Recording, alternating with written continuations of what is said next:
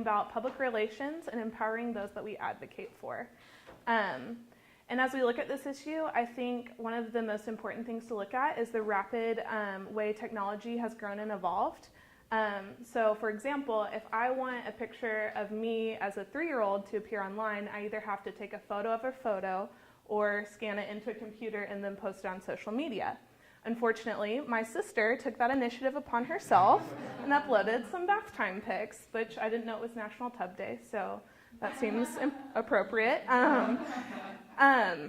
But in recent years, children almost have their entire childhoods documented online in a way that it wasn't even 5 or 10 years ago. And so the question is whether this is a good thing or a bad thing. And I believe the internet in and of itself is a neutral entity. It can be either used to drive connection or it can be used to drive disconnection. And as PR professionals, I believe that we are trained and we are called to use technology as a way to bring connection, and especially when we're talking about advocacy. And so as I thought more about this topic and more about what it was to empower people that we advocate for, I realized that it was a really deeply personal issue for me. After I graduated high school, I actually spent a gap year in a small town in China at a special needs orphanage, and that's the facility I lived in. And part of my daily job was to teach preschool and to take photos and videos and to write stories about the kids that I was interacting with every day.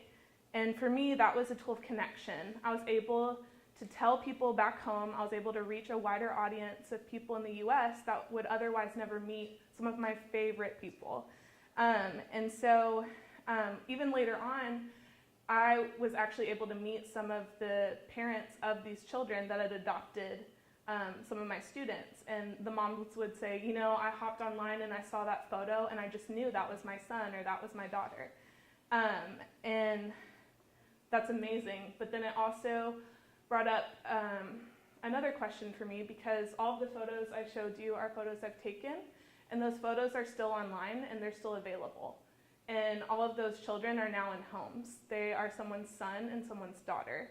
And on that note, this is a video of one of my students that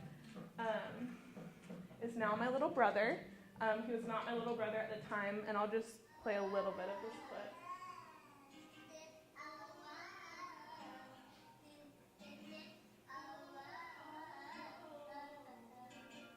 Okay, so we all know Baby.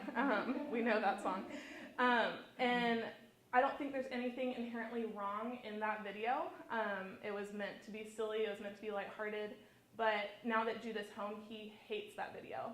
He does not like that video, and it just made me realize, you know, I hadn't stopped to think about what would the 15-year-old version of the photos, the children in the photos I showed you, feel about finding that online, because they have access to it. Or how would a future date feel if they were able to type in their name and that photo were to pop up, or that video were to pop up, or a future employer. And so this brings me to a more recent example.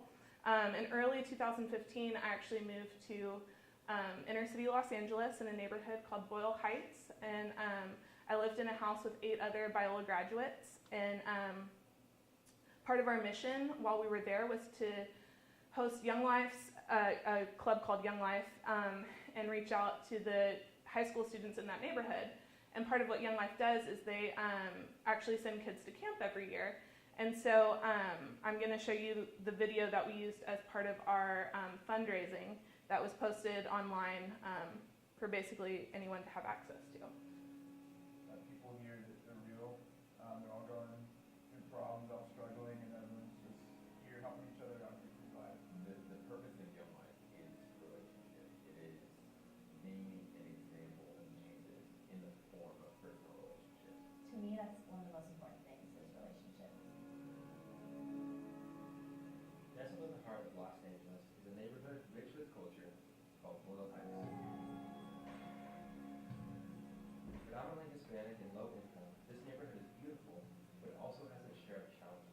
Along with the typical struggles of a teenager, high schoolers here are exposed to gangs, drugs, and violence. In urban environments, you're just subject to a lot more than most like suburban communities are sheltered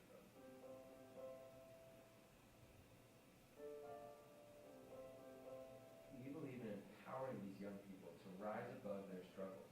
8 recent college grads have made a home in the middle of Will Heights for this purpose. We call our place the Hollenbeck House. It's so fun that they can come into our house and just really be able to know that it's a safe space. And here they can just forget all about their worries and their struggles and just know that we will be there for them. We love hanging out with these kids in the neighborhood all the time, and we call them our friends. Because it's very hands-on, hanging out with kids, it's going and playing basketball, it's just showing up to their sports games, and maybe they don't have anyone to show up and root for them. It's, tutoring them, giving them help, it's going out and eating tacos too many times a week, and there's something very human and intentional about it. The best way we know how to empower these kids is by taking them to summer camp. With all the crazy fun activities that it has to offer, many agree that it's the best week of their lives. It's just been a really fruitful thing, and I think that's the purpose of camp, is providing a week, 1 week in the summer, when a kid can take their mind off of all the struggles that they're dealing with, all the frustrations that they're having, and just be themselves. With the help of many supporters last year, the lives of many kids were greatly impacted. Partially it's because most of them had never even left Floral Heights. They were all able to have a week where they heard about Jesus in a new land, and by the end of the week, most of the campers that came with us decided to follow Jesus and change their lives around. They keep talking about it, they keep expressing how much fun they had, how many incredible people they met while they were up there. Last year we got 9 kids to camp, and this year we're trying to double it. But we can't do it alone. We need support from people like you. Please consider financially supporting us so the dreams of these kids can become a reality. To learn more about what we do and see the kids that want to go to camp and to support us, just visit hollenbeckhouse.com. On behalf of all the kids, thanks so much for your support. Okay, so obviously we really believed in trying to get those kids to camp to fundraise for them because they might not otherwise be able to afford it. However, we didn't have the foresight to realize that they would have access to this video. And this was so it was like the video, and then that was the wording that was under it. And the kids found it, and they came to us and said, "So we're your charity case?" And that was, to me, heartbreaking, because that's not how I viewed them, and that's not how I wanted them to view themselves. But they're in the video, and we don't once ask them why they want to go to camp or what life is like for them in their neighborhood. And so, this made me think about, okay, so like, what about Judah in 10 or 15 years? Is he going to find stories and videos that I've posted of him and then ask if he was my charity case, or he was my charity case? And because that's not how I view him. He's my brother, and I find him to be one of my favorite people. So I would hate for him to, because of what I posted, even with the best intentions, to take that away from what photos and videos and posts I've done in the past. And so I've laid a pretty grim framework, but I think this is something that needs a lot more research and some smarter and wiser people than me to look more deeply into. But I do think there are a few takeaways that we can implement even today. Because as PR officers, when we advocate for someone, I believe it's not only meant to add monetary value to their lives, but it's meant to bestow upon them dignity and self-worth.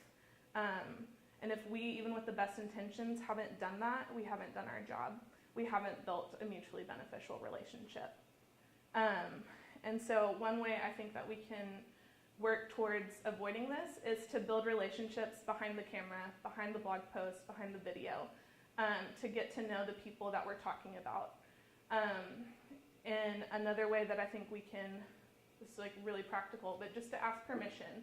It would have been so easy if we had shown that video to one of our high school students and asked them what they thought, because immediately they would have said, "I don't like it, I feel like a charity case." And we totally could have avoided a lot of hurt feelings. And then even with the case of children, a 3-year-old's probably not able to say, like, "This robs me of self-efficacy and I don't like it." But they had caregivers. They had nannies that were with them day in and day out that had been there long before I showed up on the scene, that I easily could have screened things by and asked, "Hey, do you feel like this is okay?